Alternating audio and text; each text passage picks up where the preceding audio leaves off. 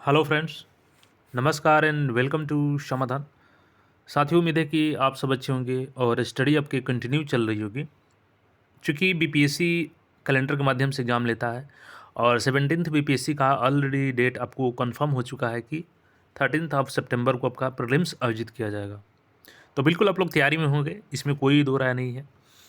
यहाँ पे हम लोग वैकेंसी की बात करें तो देखिए इस बार का रिकॉर्ड वैकेंसी होने वाला है और इतिहास का दूसरा सबसे बड़ा वैकेंसी ये होने वाला है बीपीएससी के इतिहास में। 1000 प्लस लगभग पोस्ट इसमें आएगी और वो कैसे आएगी सारा चीज़ यहाँ पे आपको ऑथेंटिक डेटा के माध्यम से दिखाएंगे, सारा चीज़ आपका क्लियर हो जाएगा। साथ ही साथ इस बार एसडीएम और डीएसपी का भी पोस्ट अच्छे खासे लगभग मिलेंगे आपको देखने के लिए। जो 68वीं और 69वीं में लगातार एसडीएम का सीट नहीं आया, इस बार 70वीं में कन्फर्म आपको एसडीएम का सीट मिलेगा। और अगर आप इस बार अगर चूक जाते हैं तो फिर ऐसा मौका शायद नहीं मिलेगा आपको दोबारा। और यहाँ पे हम लोग बात करेंगे उम्र सीमा में छूट का भी, बिल्कुल आपको छूट मिलेगा और ये अंतिम होगा इस बार जो उम्र में छूट मिलेगा और वो कैसे मिलेगा वो सारा चीज़ आपको यहाँ पे क्लियर हो जाएगा। अब यहाँ पे हम लोग समझेंगे कि क्यों आपका पद जो है वो 1000 प्लस होने वाला है और क्या इसके पहले कभी 1000 प्लस बीपीएससी में वैकेंसी आया है, तो उसको भी हम लोग देखेंगे। सबसे पहले आपको बता दें कि यहाँ पे एक new post BEO block education officer का ऐड होगा जिसमें लगभग 500 प्लस भर्ती होगी। अब ये 500 प्लस भर्ती क्यों होगी आगे आपको क्लियर हो जाएगा। एक और लेटर यहाँ पे देखिए सामान्य प्रशासन विभाग का, जैसे कि अभी बिहार राज्य का जो प्रमोशन का मामला है वो माननीय सुप्रीम कोर्ट में चल रहा है मामला, और एससी एसटी जो है उनके आरक्षण को लेकर चल रहा है, जो प्रमोशन में उनको आरक्षण दिया जाता है उसके आधार पे वो मामला चल रहा है। तो काफ़ी दिनों से प्रमोशन नहीं होने के कारण चूँकि नीचे के जो पोस्ट थे वो खाली ना हो रहे थे और ना उस पर नया पद सृजन हो रहा था। यही कारण था कि अब लगातार देखेंगे कि 64 के बाद 67 में कुछ अच्छा खासा वैकेंसी आया, लेकिन 68 और 69 में बिल्कुल ही कम वैकेंसी आई और इसका सीधा सा कारण था कि नीचे की पोस्ट खाली नहीं हो रही थी। तो यहाँ पे अब क्या हुआ कि बिहार सरकार के द्वारा एक वैकल्पिक तौर पे प्रमोशन के लिए यहाँ पे नई नियमावली 2023 निकाली गई और उस नियमावली में टेम्प्रोरी रूप से व्यवस्था की गई कि जो नीचे के अधिकारी हैं, चूँकि काम में भी प्रॉब्लम होता था, अगले पद भी खाली थे और नीचे के पद खाली हो ही नहीं रहे थे, तो दोनों काम पेंडिंग चल रहा था, नए भर्ती हो रहे थे ना आगे काम बढ़ रहा था। तो प्रमोशन के लिए हम व्यवस्था किया गया। तो इसमें अब क्या था कि जो रोस्टर क्लियर होता है तो उनको कन्फ्यूजन था कि चूँकि ये तो टेम्प्रोरी रूप से हो रहा है तो क्या ये नए पद में आएगा कि नहीं आएगा, तो उसको क्लियरेंस करने के लिए यहाँ पे सामान्य प्रशासन विभाग ने लेटर लिखा है। अब इसके वजह से काफ़ी, चाहे वो आपके एसडीएम की सीट हो या डीएसपी की सीट हो, काफ़ी दिनों से प्रमोशन जो रुका हुआ था ये सारा चीज़ यहाँ पे क्लियर होगा और वो जो नए पद खाली होंगे वो आपको वैकेंसी के तौर पे आएंगे। यहाँ पे देखेंगे, मैं नीचे का स्पष्ट बात ही बता देता हूँ। अंकनीय है कि महालेखाकार सक्षम प्राधिकार द्वारा संबंधित प्राधिकारी कर्मचारी के पक्ष में उच्चतर उत्क्रमणी के समक्ष वेतन स्तर, वेतन पूर्जा निर्गत न रहने की पूर्व धारित का यह भी कि कोई कर्मी उच्चतर पद पर उत्क्रमित हो गया है तो धारित पद स्वतः रिक्त हो जाएगा, क्योंकि कोई भी कर्मी एक साथ दो पदों के विरुद्ध कार्यरत नहीं रह सकता है। साथ ही चूंकि उच्चतर पद का प्रभार संबंधी अव्यवस्था विशुद्ध रूप से रिक्त मानी जाएगी, यानी कि जो उच्चतर पद पर चले गए हैं चाहे वो टेम्प्रोरी पद से ही क्यों न गए हों, तो वो विशुद्ध रूप से उनकी जो पहली रिक्ति है वो रिक्त हो जाएगी और अतः उच्चतर पद पर प्रभाव प्राप्त करने के फलस्वरूप स्वाभाविक रूप से रिक्त हुए पदों को रिक्ति वैकेंसी मानते हुए उसके विरुद्ध नियुक्ति हेतु रोस्टर क्लियरेंस की कार्रवाई की जाएगी। यानी जो वो पद खाली हुआ है उसके लिए डायरेक्ट भर्ती निकाली जाएगी और वो बिल्कुल विशुद्ध रूप से रिक्त भर्ती होकर के ही आएगी। तो यहाँ पे देख सकते हैं उपरोक्त तो स्पष्ट है कि किसी पदाधिकारी कर्मचारी के उच्चतर पद का प्रभार ग्रहण करते हैं धारित पद स्वतः रिक्त हो जाता है, यानी जो अभी एसडीएम होंगे वर्तमान में, अगर वो अगले पोस्ट पे चले जाते हैं, प्रमोशन उनका हो जाता है, तो जो एसडीएम का पोस्ट बस स्वतः ही खाली हो जाएगा और वो रिक्ति के रूप में काउंट होगा और रोस्टर क्लियर होकर वो वैकेंसी आएगी। अब एक और नोटिस देखेंगे यहाँ पे, तो यहाँ पे इसी को क्लियर करने के लिए चूँकि जो रोस्टर समझ में नहीं आ रहा था अधिकारियों को, तो उनको 22 तारीख को यहाँ पे मीटिंग और 23 तारीख को मीटिंग किया गया था पटना में। यहाँ पे डेट देख सकते हैं 22 जनवरी और 23 जनवरी को कि कैसे आपको क्लियर करना है।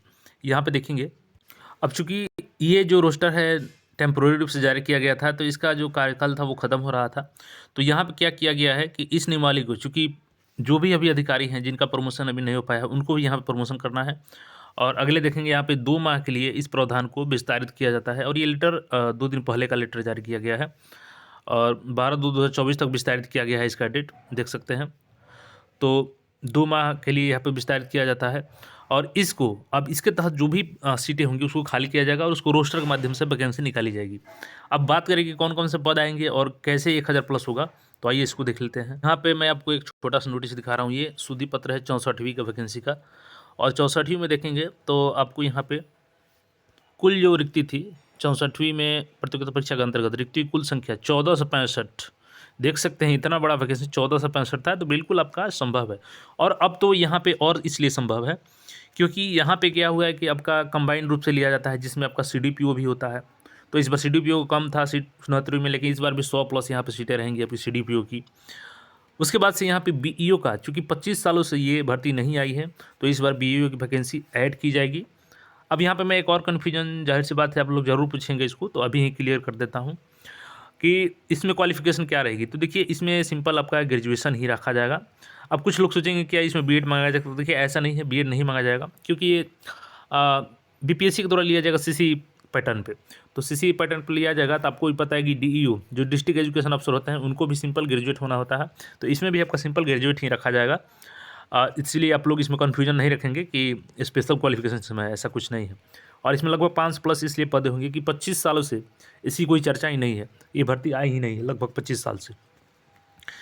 तो अब ये भर्ती जो आएगी, तो जो हमने लिखा था कि उम्र सीमा की छूट, तो देखिए उम्र सीमा की छूट सभी पदों के लिए मिले या ना मिले वो तो बात की बात है, क्योंकि अभी तक तो नहीं दिया गया 69th में भी। लेकिन इसमें जो होगा 500 प्लस पद, तो ये आपके लिए एक सुनहरा अवसर होने वाला है जो भी एज लिमिट क्रॉस कर चुके हैं। चूँकि ये भर्ती लगभग 25 सालों से नहीं आई है और बिहार सरकार का नियम है, चूँकि नीतीश कुमार जो 2005 में जब उनकी सरकार आई थी, तो उस समय अमेंडमेंट किए थे कि कोई भी अगर भर्ती सेम नेचर की है और वो भर्ती बैकलॉग में आती है, यानी कि रेगुलर नहीं आ पाती है, तो जो पिछली भर्ती आई थी उसके अनुसार वहाँ पे एज कट ऑफ रखा जाता है, ताकि जो अगर समय से भर्ती आती तो वो लोग भर सकते थे और वो अभी वर्तमान में नॉट एलिजिबल हैं, एज क्रॉस कर चुके हैं, तो उनको मौका मिलने के लिए ये किया जाता है। और अगर ये नहीं भी देते हैं तो कोर्ट के माध्यम से आपको मिल जाएगा, क्योंकि वो रूल है और इनको देना ही पड़ेगा, क्योंकि सरकार भी नहीं चाहेगी कि वैकेंसी फंसे कोर्ट में, तो वो आपको मिल जाएगा यहाँ पे। तो जो एज लिमिट क्रॉस कर चुके हैं उनके लिए एक सुनहरा अवसर होगा कि 500 प्लस पद हैं लगभग, और ये इस बार ऐड होने की पूरी चांसेस है, तो आपको यहाँ पे मौका मिल जाएगा। तो तैयारी आप लोग बिल्कुल करें। अब ये चक्कर में ना रहे कि एज मिलेगा कि नहीं मिलेगा, बिल्कुल आपको मिलेगा। कम से कम 500 पद जो ब्लॉक एजुकेशन अफसर के हैं इसके लिए तो मिल ही जाएगा आपको।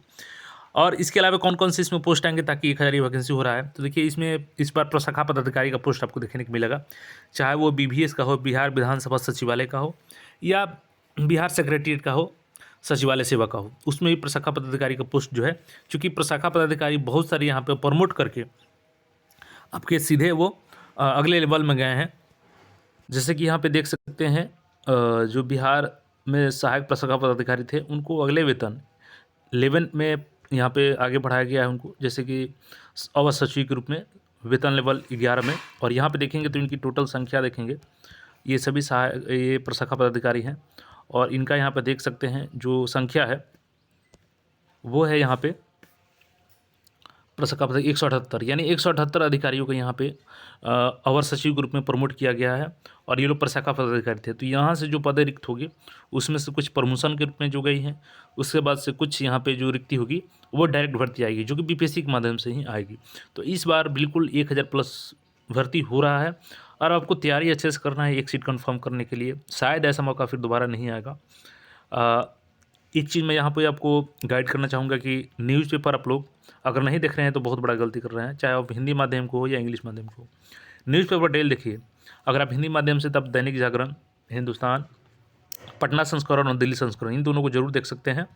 चाहे आप कोई भी हिंदी पेपर का पेपर चाहे तो फॉलो कर सकते हैं उसको, और हिंदी पटना और दिल्ली दोनों संस्करणों को जरूर देखिए। उससे क्या होता है कि देखिए करंट अफेयर आप भले कहीं से और से कंप्लीट कर लीजिएगा, लेकिन जो नया पेपर इंट्रोड्यूस हुआ है ऐसे का, तो ऐसे के लिए तो आपको पेपर पढ़ना ज़रूरी होगा, क्योंकि उसमें आपको विचार व्यक्त करना होता है। तो पेपर पढ़ेंगे तो आपका विचार वहाँ से बनेगा और अच्छे अच्छे वहाँ पे सेंटेंस आपको मिलेगा जिसको डायरेक्ट आप ऐसे में यूज़ कर सकते हैं।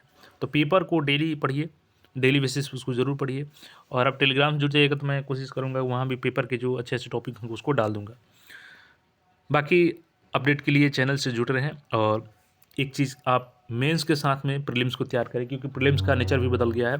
एक बार आप 69 का पेपर उठा के देखिए, सारा चीज़ आपको अपडेट हो जाएगा। तो मेंस कम प्री आपका तैयारी होना चाहिए। 13 सितंबर को टारगेट कीजिए और बाकी अपडेट्स के लिए चैनल से जुड़े रहें। फिर मिलते हैं नए अपडेट में। धन्यवाद।